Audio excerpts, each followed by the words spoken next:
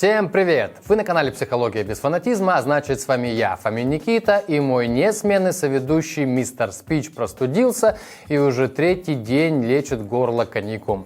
Вещать буду один, к тому же и формат у нас особый. Мотивирующие истории. Дело не в тебе. Ребят, я уже не раз говорил, что пропагандирую деятельный подход.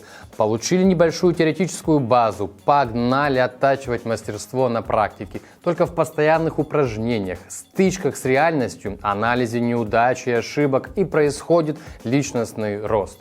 Иначе как в сексе с резиновой девушкой. Ей-то всегда нравится, но ваша техника стоит на месте. El loco ese nos va a dejar en la calle, nos va a quitar la fábrica, la casa, el carro y hasta los niños. Hoy en el gimnasio Mirna me dijo que nos fuéramos a Panamá porque si no...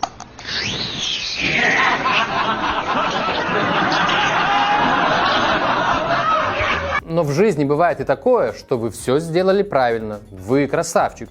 Как самый активный сперматозоид обошли всех конкурентов. Но в финале наткнулись на спираль.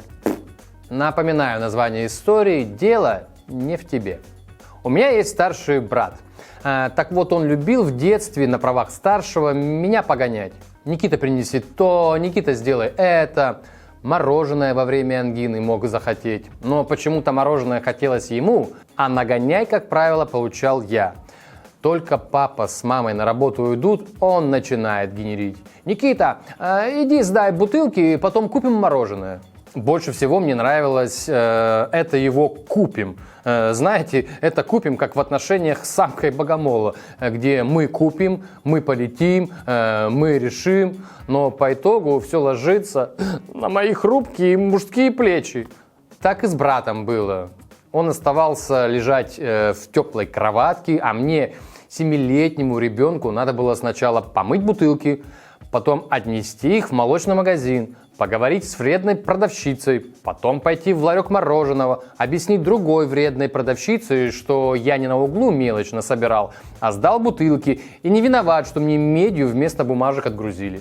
Но я сильно не возмущался, когда мне прилетали такие поручения. Ну, не то, что я не мог ответить отказом старшему брату, много чести. Он был-то всего лишь перворазрядником по боксу. Нет. Тут другое.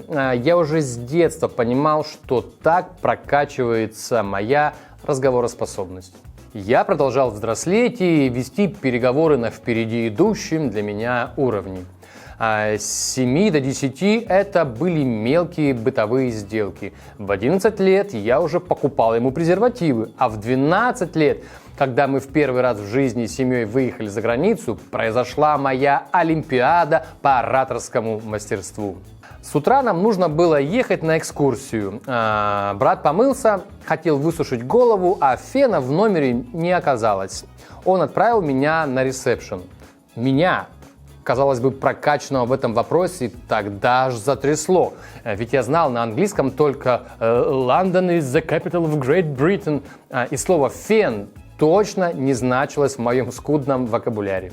Но я принял вызов судьбы. Кстати, брат к тому времени уже КМС по боксу получил. Но это совершенно не важно, это было вообще ни при чем. Важно, что я прогнал свой страх. В итоге весь такой решительный подошел к стойке ресепшена и говорю с крутостью ковбоя из вестерна: «Фен, плиз». Сотрудница гостиницы смотрит с недопониманием.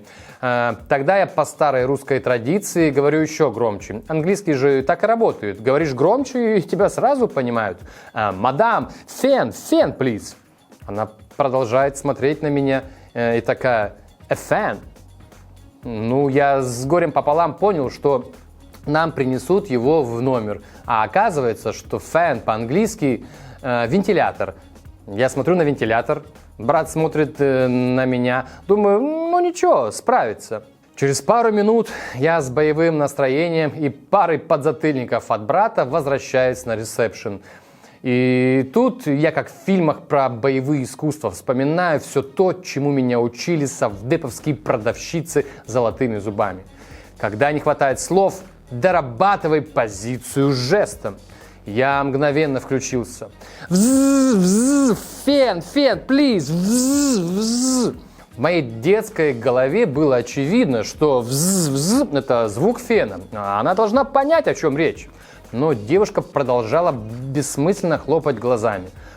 Тут появился мой ангел-хранитель. Уборщица проходила мимо меня с тележкой, и сбоку тележки свисал фен.